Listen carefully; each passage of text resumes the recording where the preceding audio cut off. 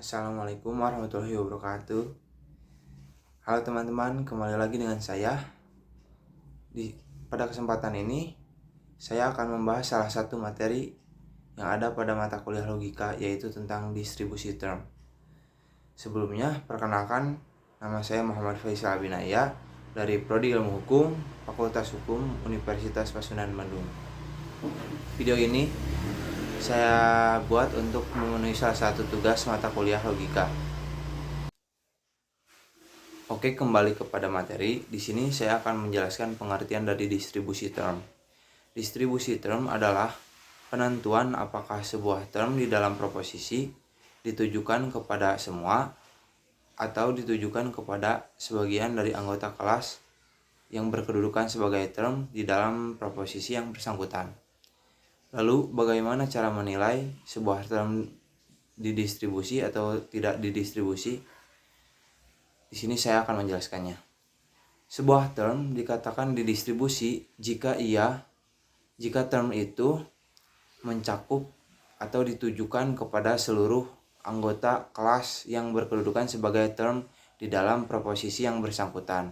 Sebaliknya, sebuah term dikatakan tidak terdistribusi atau tidak didistribusi apabila term itu hanya ditujukan kepada sebagian anggota kelas yang berkedudukan sebagai term di dalam proposisi yang bersangkutan. Selanjutnya di sini saya akan membahas tentang jenis-jenis distribusi term di dalam proposisi. Pada proposisi A atau universal afirmatif, term subjeknya didistribusi, sedangkan term predikatnya tidak. Misalnya, pada proposisi semua kuda adalah binatang. Term kuda menyatakan semua jenis kuda, dari mulai jenis kelaminnya, jenis-jenis kudanya, dan yang lainnya. Itu mencakup semua. Sedangkan di dalam proposisi tersebut, term predikatnya atau term binatang mengacu kepada hanya sebagian anggota dari binatang itu sendiri, yaitu kuda. Jadi, term subjeknya didistribusi dan term predikatnya tidak didistribusi. Di sini saya akan memberikan contoh atau ragaan distribusi dalam proposisi A di dalam diagram Venn. Bisa dilihat oleh teman-teman di mana lingkaran yang kecil itu saya tujukan untuk term subjek dan lingkaran yang besar saya tujukan sebagai term predikatnya. Bisa dilihat si term subjeknya itu terlihat kecil dan ada di dalam term predikatnya, di mana itu artinya term subjeknya ditujukan kepada seluruh anggota dari kelas kuda itu sendiri.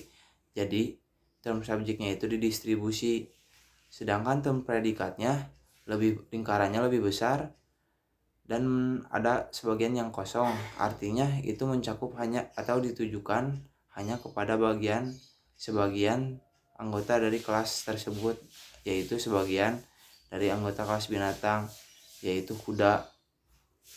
Selanjutnya pada proposisi E atau universal negatif. Pada proposisi ini, baik term subjek ataupun term predikatnya, kedua-duanya didistribusi. Misalnya pada proposisi, semua bebek adalah bukan kambing. Pada term bebek, mencakup semua anggota dari kelas bebek itu sendiri, jadi didistribusi.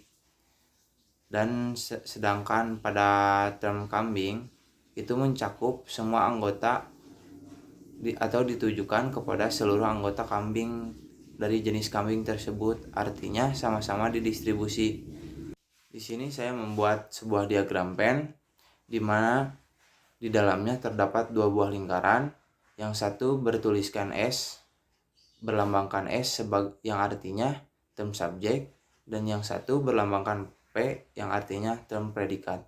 Di sini kedua lingkaran tersebut sama besar dan posisinya pun sama, yang artinya term subjek dan term predikatnya didistribusi.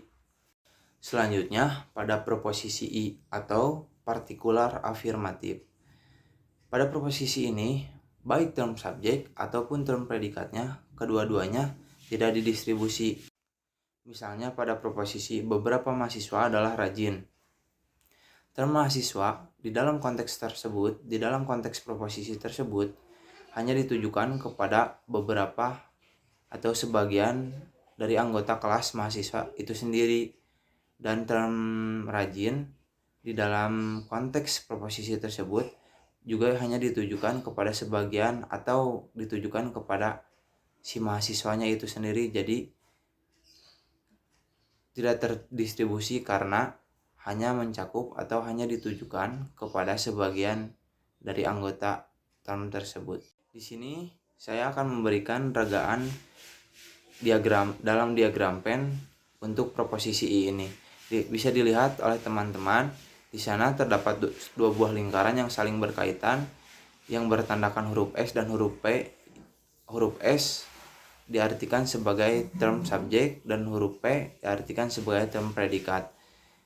Di dalam diagram Venn tersebut bisa teman-teman lihat ada beberapa sebagian dari lingkaran tersebut yang saling berkaitan, yang di dalamnya terdapat huruf S dan huruf P yang artinya hanya mencakup dari anggota sebagian dari anggota term yang ditujukan tersebut. Artinya term predikat dan term subjeknya tidak didistribusi karena mencakup hanya sebagian dari lingkaran tersebut. Selanjutnya yang terakhir pada proposisi O atau partikular negatif. Pada proposisi ini term subjeknya tidak didistribusi tetapi term predikatnya didistribusi. Misalnya pada proposisi beberapa mahasiswa tidak malas. Term mahasiswa ditujukan atau hanya mencakup sebagian dari anggota kelas mahasiswa itu sendiri, sedangkan term malas atau term predikatnya mencakup seluruh anggota dari mahasiswa yang malas tersebut. Jadi term predikatnya itu terdistribusi atau didistribusi. Di sini saya akan memberikan ragaan proposisi O dalam bentuk diagram Venn. Bisa teman-teman lihat sendiri di dalam diagram Venn tersebut terdapat dua buah lingkaran, yang satu terarsir dan yang satunya lagi tidak terarsir. Bagian lingkaran yang tidak terarsir ditujukan dengan lambang huruf S dan huruf P. Di sana diartikan sebagai term subjek dan lalu term predikat, di mana term predikat ada di bagian lingkaran yang terarsir dan bagian lingkaran yang tidak terarsir. Artinya term predikatnya itu didistribusi atau menyeluruh dari term subjeknya. Untuk memperoleh gambaran menyeluruh tentang distribusi term, di sini saya membuatkan sebuah tabel di mana tabel tersebut berisi 3 kolom. Kolom pertama yaitu proposisi, kedua term subjek, dan ketiga term predikat. Oke, pada proposisi A dikatakan term subjeknya berlambangkan D yang artinya didistribusi dan term predikatnya berlambangkan TD yang artinya tidak didistribusi. Untuk proposisi E, term subjeknya dan term predikatnya berlambangkan D yang artinya kedua-duanya didistribusi. Selanjutnya pada proposisi I berlambangkan TD pada term subjek, juga TD dalam term predikat yang artinya kedua-duanya tidak didistribusi baik term subjek ataupun term predikatnya. Lalu yang terakhir proposisi O, di sana terlihat term subjeknya berlambangkan TD sedangkan term predikatnya berlambangkan D yang artinya term subjeknya tidak didistribusi sedangkan term predikatnya didistribusi. Cukup sekian dari saya. Terima kasih kepada teman-teman yang sudah menonton. Selamat bertemu kembali. Wassalamualaikum warahmatullahi wabarakatuh.